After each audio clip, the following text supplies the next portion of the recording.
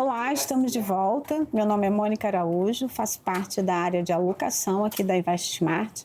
E hoje a gente trouxe um assunto que vem dominando as últimas 2 semanas, que é exatamente a eleição americana, não é, Sara? Pois é, Mônica. E além de dominar as últimas semanas, ainda dominou o nosso domingo, né? Com uma novidade bem impressionante. 2 domingos seguidos. Verdade. Conta pra gente mais ou menos o que aconteceu e os impactos disso para a gente começar a analisar as consequências disso para os mercados como um todo, né? A eleição americana é muito importante. Sim. E define trajetória de alguns mercados que são bem relevantes para investimentos como um todo, né? Sim, então, a gente tinha, né, na disputa eleitoral 2 candidatos principais, que era o Joe Biden, que já é o atual presidente, e o Donald Trump, que foi o presidente antes do Joe Biden. Só que aí, depois de algumas questões que aconteceram, a gente teve um debate eleitoral que não foi tão bom assim para o Joe Biden, né? E a gente também teve algumas questões de saúde do próprio Joe. E isso fez com que ele desistisse de se candidatar para a eleição desse ano. E agora, então, não temos ao certo quem será o próximo candidato dos democratas nos Estados Unidos. E teve um evento no domingo retrasado, que foi o atentado do Trump, né? Que também acabou mobilizando e gerando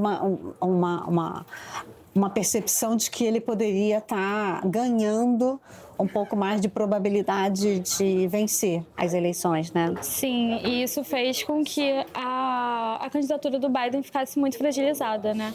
Depois de todos esses eventos. Então se a gente tiver realmente agora uma possibilidade maior do Trump, o que isso implica? Como é que a gente consegue fazer um paralelo entre o que foi a gestão dele e o que pode vir aí a ser essa nova gestão de Trump? Então, durante o governo Trump, ele trouxe algumas medidas que foram muito claras, né? Ele trouxe medidas protecionistas. O protecionismo é uma forma de fazer economia em que você tende a proteger um pouco mais a política nacional. Mercado doméstico, né? Mercado doméstico. E aí, como você faz isso? Aumentando as barreiras, principalmente alfandegárias. Então, você aumenta a barreira alfandegária para importação de outros países. Isso faz com que os seus produtos dentro do próprio país fiquem mais competitivos, né? Ele tenha mais possibilidade de crescer na economia interna. Essas foram as políticas que o Trump adotou durante seu mandato, entre 2016 e 2020. Ele lançou algumas medidas em relação a isso, né? Ele reduziu a tarifa para as empresas norte-americanas, aumentou a tarifa alfandegária para importação, principalmente da China, que era o seu principal oponente na parte de comércio global. A China veio crescendo muito durante esse período, principalmente depois que ele entrou para a Organização Mundial do Comércio. E isso fez com que o déficit entre a China e os Estados Unidos aumentasse muito, e foi uma das justificativas que o Trump utilizou para começar com esses impostos um pouco mais altos. Mas essas medidas têm consequência, né? Porque na medida em que você aumenta essas tarifas, o produto que é importado fica mais caro e, consequentemente, você pode ter a volta da inflação, né? Então, não é uma questão muito simples de ser resolvida, né?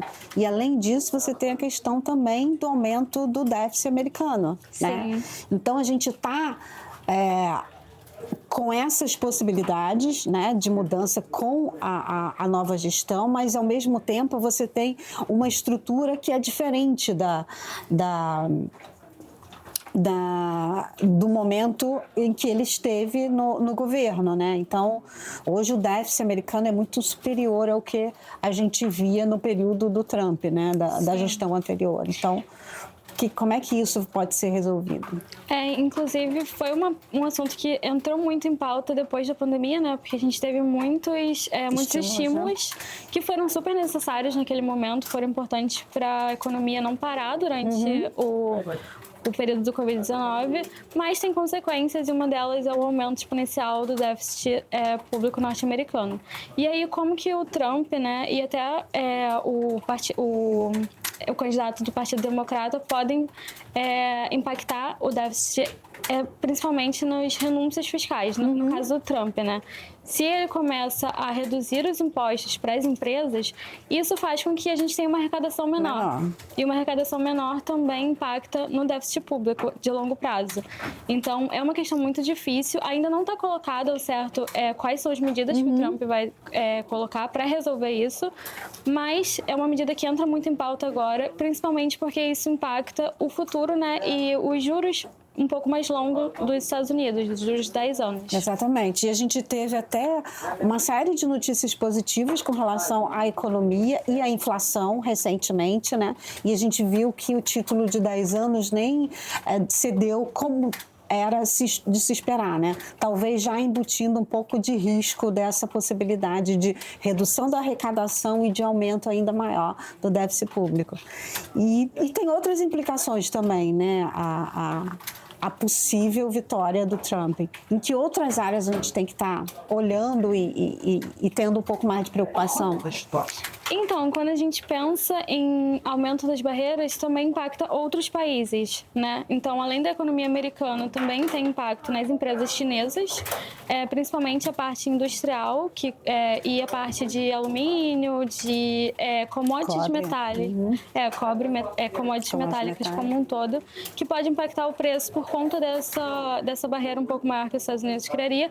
E além da China, agora ele também divulgou que pode aumentar essas tarifas para os países europeus, né? Então a gente também pode ter uma guerra comercial um pouco maior voltada para a Europa dessa vez, além dos produtos chineses.